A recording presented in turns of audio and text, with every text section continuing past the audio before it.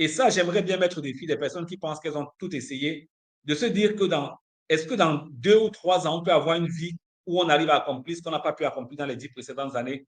Je dis oui, j'en ai vu, j'en ai coaché des personnes au cours des 5 dernières années qui ont pu faire ce genre de transformation.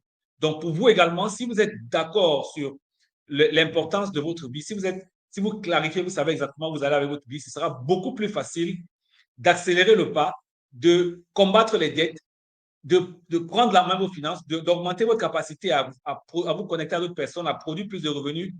Mais vous allez le faire en vivant aussi votre vraie passion.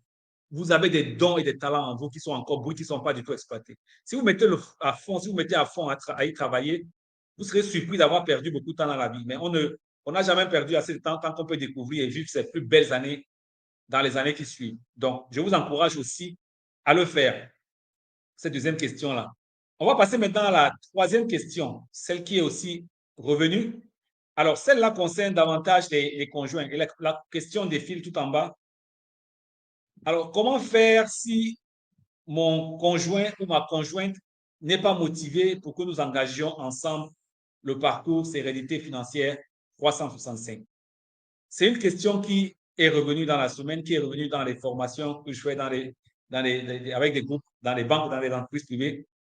Très souvent, on se rend compte qu'on est comme deux personnes qui cohabitent simplement dans la même maison. On a passé du temps, au départ, peut-être on s'aimait, on faisait beaucoup de choses ensemble, et à la longue, on se rend compte qu'on a des directions opposées quand il s'agit d'argent.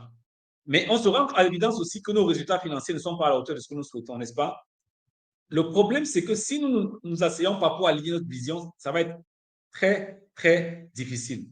Alors, la première chose que je vais dire là-dessus, c'est il faut qu'on s'asseye pour parler de notre vie, pas de nos finances, mais de notre vie.